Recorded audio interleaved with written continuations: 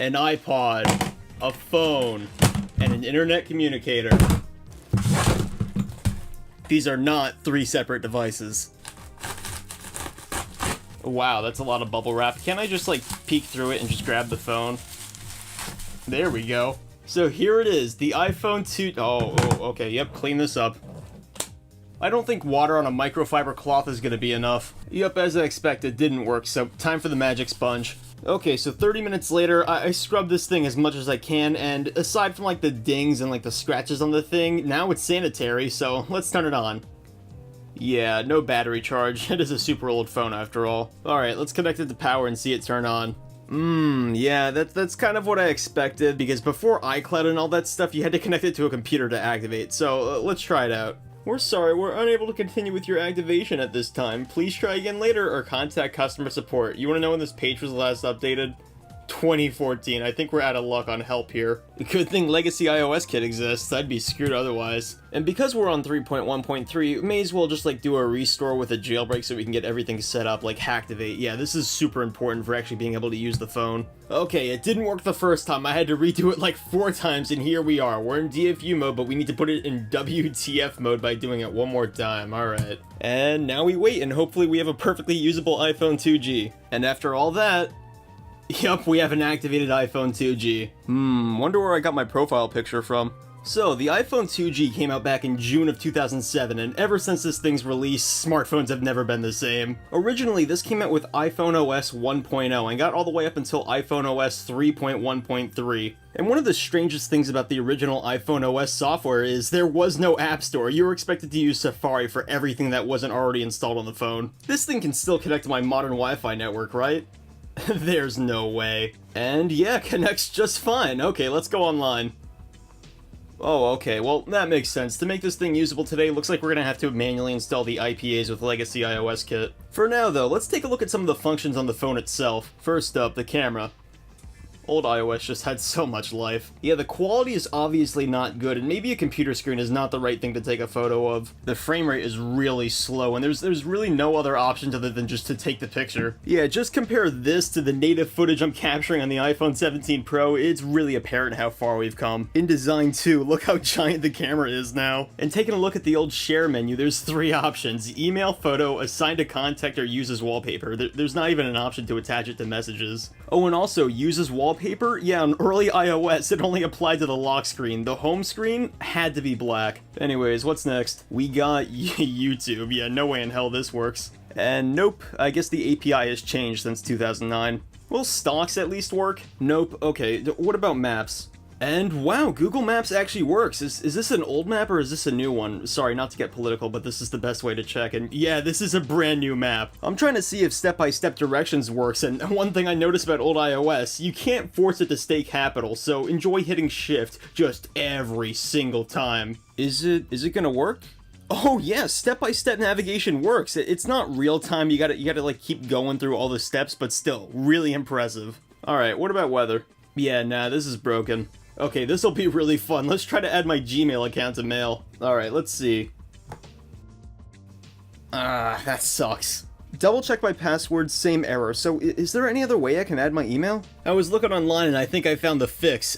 @passwords helps us sign into Google account on older apps. Yeah, this is certainly older. And after doing that, oh no way, it's working! We can navigate with maps, we can catch up on our email. This is honestly way more usable than I was expecting. Now I would show you phone and messages, but unfortunately 2G in America has really just been completely shut down. So maybe if you live in a different area this could be usable, but for me in America, not a chance. So it's not a phone, is it an iPod? No content, you can download music from iTunes. I tried that, didn't work, so let's just sync this thing manually. And even though these software versions are 16 years apart, they still communicate just fine. Alright, so let's sync a Gran Turismo song to the thing and see what happens.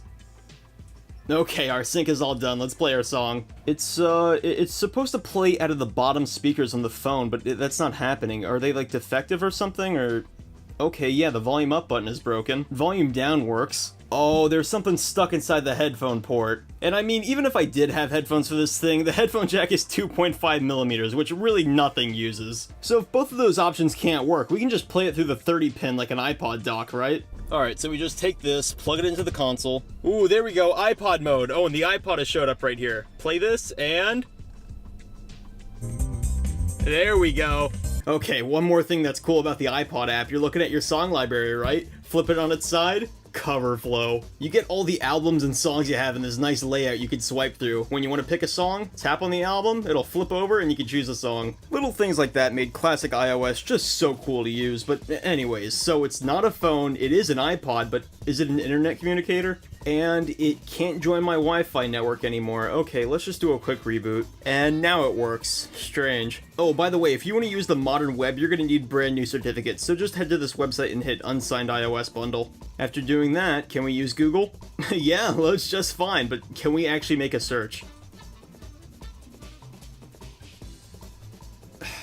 The keyboard still feels like this in 26. Ooh, after making a search, update your browser. Your browser isn't supported anymore, so they actually cut off old iPhones now. I wasn't expecting that. Now, there is a search engine optimized for old devices called FrogFind, so let's try that and maybe it'll work better. Oh, really? This was made by Action Retro? That guy's awesome. And using FrogFind, we can actually search the web. Opening a web page, though, I'm not sure. Oh, when clicking on a website, instead of taking you to the page, which probably won't work, it just gives you scraped information. That's way better, actually. Get credit toward iPhone 17 when you trade in an eligible smartphone. Is this eligible? For the stock system apps, I'm honestly really impressed. You can browse the internet, check your email, look at maps. But what about third-party apps? And that's where Cydia comes in handy. There's some really interesting stuff in here, and all I gotta say is I'm glad I have an 8GB configuration. Oh, also, to get some cracked apps to install, you're gonna need AppSync for OS 3.1. Just hit confirm and install that. Oh, and after installing that, I searched through this repo right here. I went to Tweaks and found a bunch of iOS 4 features backported to iOS 3. You can add your own wallpaper to the home screen, you can add folders, and you can add multitasking, which I install multitasking because that's what I want the most. Okay, so funniest thing just happened. I finally finished installing a page full of apps to test out and Springboard crashed, so Cydia had to go into safe mode. Alright, let's just restart and test out all the apps we just did. Okay, so first off, let's try out Angry Birds, because I mean, come on, if you've got an iPhone, you gotta play Angry Birds. Send you push notifications. Oh yeah, that's right, back in the day, iOS, the push notifications wouldn't show up on the top of the screen, they just like show up right in front of your face and interrupt whatever you were doing. I don't have the attention span for this, come on! And it performs really well on the iPhone 2G actually. I mean, how does it work this well on 128 megs of RAM? But optimization was crazy back then. It's kind of a shame that Rovio started out so nice and now over time they're just like delisting all their old games and going really anti-consumer. Oh well, at least we'll always have these IPAs. Next up, Asphalt 4, and this is going to be kind of interesting because my only experience with Asphalt is playing Asphalt 8 a couple years ago. Oh yeah, that's right, some of these iPhone games, they just give you a video file to watch so you can just exit out of it. Race, Acceleron, oh no, this is one of those tilt games. Oh wait, never mind, yeah, I shouldn't complain, you can just choose your control scheme, that's pretty nice. You know what, I'm going back on what I said, let's go full gimmick and use tilt controls. Alright, you know what, when I'm wrong, I'm wrong. Tilting the phone makes this way more fun to play. Oh, okay, now it's portrait. Alright, that's cool. And I'm dead. Yeah, I like the Burnout games on PlayStation, so smashing into cars and stuff, this is a fun title. Just kinda wish the orientation wouldn't change all the time when it's based on tilting the phone. Next up, Facebook. Let's see if this works. Actually, when I was using Facebook on iOS 6, that still works, so there's a chance. Okay, moment of truth.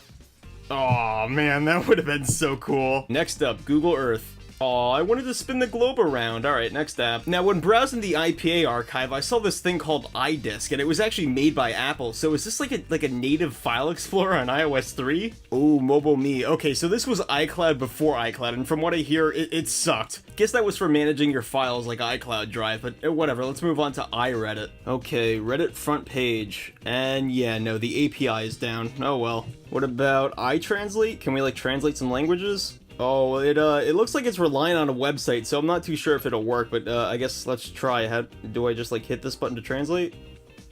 Ooh, okay, yeah, 404. So yeah, that doesn't work, but one thing that's really strange about this app is if you hit the eye in the corner and you scroll down to the copyright date, last updated 2025. How? This IPA hasn't been updated in like more than a decade. Next up, iWiki, and are you noticing like a pattern with the naming of all these apps? Everything had an I on it back in the day. Okay, so this is a Wikipedia app apparently, and I guess just featured article? Oh, okay, that doesn't work. And I mean, come on, really? How much has the Wikipedia API changed? It looks exactly the same over all the years. Alright, well, let's take a break from all these info apps and get back to some games. So next up, PVZ. Oh, and also, I figured out how to do the multitasking. You just hit the home button 3 times. Not like it really works because this phone kills every app immediately after you exit it, but it's nice to have, I guess. Is there a platform PVZ hasn't come to yet? I mean, it's on the DS, it's on the iPhone, it's on the PlayStation, it's on the Xbox, it's probably on Virtual Boy, actually. Oh, that's cool. The trailer for this is running at like, what, 5 frames? The game itself actually seems to be running pretty smoothly, though. I think I should stop playing before I end up getting sucked into the game and end up on like World 5 3 hours later, but yeah, Plants vs. Zombies on iPhone, good port, the full game on your phone. I have no idea how this is gonna run. It seems really graphically intensive. Resident Evil 4. Oh wow, I kind of half expected it to crash. Is this actually gameplay? Or, oh no, it's a cutscene. Oh, that's pretty cool. The UI options work like slide to unlock. So yeah, this clearly isn't the actual Resident Evil 4, it's a port made for mobile, but overall, you get a fully 3D world to explore with a joystick. That's pretty good for mobile. Okay, there's a guy over there. I guess I like turn around like a tank, point the gun, and then tap this to kill him, right? What the f? Where did that come from? Oh, okay, so this is one of those where the hell do I go kind of games. Alright, if you're into this, I'm sure it'd be a fun experience, but I'm not smart enough for that. Graphically, though, I'm really impressed this runs on the iPhone 2G. It's a nice looking game for the hardware, but next up, Sonic 1. This is a port for Sonic 1, which ran on the Genesis for mobile, and yeah, that is not the native frame rate, that is way slower. What I find really funny about this is, the Genesis was like the peak of the iPhone's emulation, right? And now the issue is software, because Apple won't let you emulate like Wii and GameCube games natively on the thing. Okay, next up, The Sims 3. Oh, it's an EA game. Oh, was this before or after they added in-app purchases? Yeah, this game is already starting to have some performance issues. For one, whenever you change somebody's skin color, the game has to like take a second to process it. Can we at least make the sim like disfigured like you can on the actual Sims 3 computer game, or not? Just like all these pre-made avatars? Okay, that's kind of boring. Your Sim's name is Mistake.